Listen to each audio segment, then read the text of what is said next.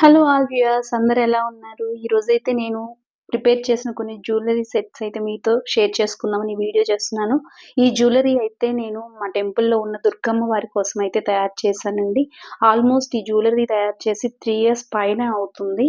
But నేను ఇప్పుడు రీసెంట్‌గా యూట్యూబ్ ఛానెల్ అయితే స్టార్ట్ చేశాను కాబట్టి నేను ఆ వీడియో ఎందుకో నాకు తీయాలనిపించి నేను మీతో అయితే షేర్ చేసుకుంటున్నాను. ఈ జ్యువెల్లరీ అంతా నేనైతే క్లాత్ మీదే ప్రిపేర్ చేశానండి. మనకి మ్యాచింగ్ సెంటర్‌లో దొరుకుతుంది గదా! Gold cloth.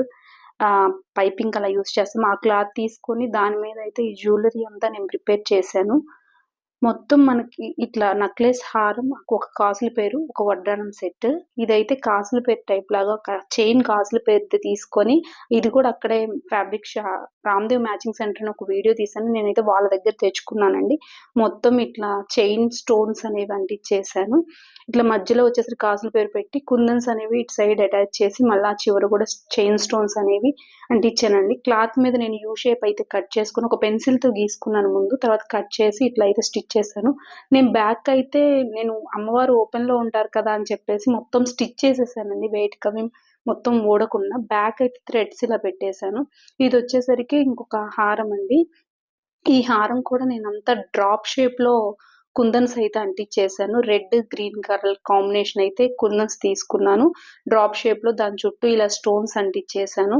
దానికి పక్కన కూడా ఇలా స్టోన్ చైన్ అనేది నేను ఎందుకంటే స్టోన్ చైన్ అయితే హైలైట్‌గా మెరుస్తా బావుంటాయి అని జెప్పేసి, నేనిలా ఈ డిజైన్ అంతా గూడా నేను పెన్సిల్‌తో అయితే ముందు క్లాత్ మీద గీసుకొని, తర్వాత షేప్ అనేది కట్ చేశానండి. ఇది కూడా మొత్తం కంప్లీట్‌గా నేను స్టిచ్ చేసేసాను. బ్యాక్ అనేది థ్రెడ్స్ ఇచ్చాను. ఎందుకంటే అమ్మవారు పెద్దగా ఉంటారు కదా! సో, ఆల్‌మోస్ట్ 8 అడుగులో ఉంటదండి మా అమ్మవారు. సో, పెద్దది కావాలి గదా! ఇట్లా పొడవుది రావాలని చెప్పి నేను బ్యాక్ ఇలా ఇది థ్రెడ్ అనేదైతే ఇచ్చేసానండి. ఇది ఇప్పుడు చేసిన హారం మీదకి ఇది నెక్లెస్ లాగా నేనైతే సెట్ చేశాను. ఇది కూడా అంతే సేమ్ అలా మనకి హారంలో ఏదైతే వచ్చిందో అలాగే నేను నెక్లెస్‌లో కూడా కుందన్స్ ఇచ్చేసి, కింద సేమ్ ఈ డిజైన్ అంతా గీసుకొని, ఇది అప్పటికప్పుడు నా ఓన్ థాట్స్‌తోనే నేనైతే తయారు చేశానండి. కింద ఈ గోల్డ్ బాల్స్ అనేవి ఇచ్చాను. ఇవి కొంచెం కలర్ చేంజ్ అయినాయి. మిగతా రిమైనింగ్ అంతా చాలా బాగున్నాయి. వడ్రానం అండి. వడ్రానం వచ్చేసరికి నేను చుట్టూ ఇలా మిడిల్‌లో కాసుల పేరిచ్చి, మిడిల్‌లో ఒక లాకెట్ లాగైతే ఇట్లా రౌండ్స్ ఇలా సెట్ చేసుకొని, కింద గూడా కాసులు కుట్టేసానండి. ఈ కిందివి గూడా కొంచెం కలర్ చేంజ్ అయినాయి. రిమైనింగ్ అంతా వడ్డానం బావుంది. అదొక్కటే కొంచెం కలర్ చేంజ్ అయింది. ఈ జ్యువెల్లరీ ఐటెమ్స్ కనుక మీకు నచ్చినట్లయితే ఈ వీడియోని ప్లీజ్ లైక్ చేయండి. ఇలాంటి జ్యువెల్లరీ ఐటెమ్స్ కూడా మీరు చేసుకోవాలనుకుంటే నాకు కామెంట్ చేయండి ఎలా చేయాలో. నేనైతే మీకోసం అయితే ఒక వీడియో అయితే చేస్తానండి తప్పకుండా. ఇవే కాకుండా నేనింకా వరలక్ష్మి వ్రతానికి లక్ష్మీ అమ్మవారి కోసమయితే కొన్ని జ్యువెల్లరీ ఐటెమ్స్ అయితే తయారు చేశాను క్లాత్ తోటే. అవి కూడా మీకోసం అయితే నేను నెక్స్ట్ వీడియోలో అయితే అనేది చేస్తానండి. మీరు కనుక ఈ వీడియో నచ్చినట్లయితే ప్లీజ్ లైక్ చేయండి.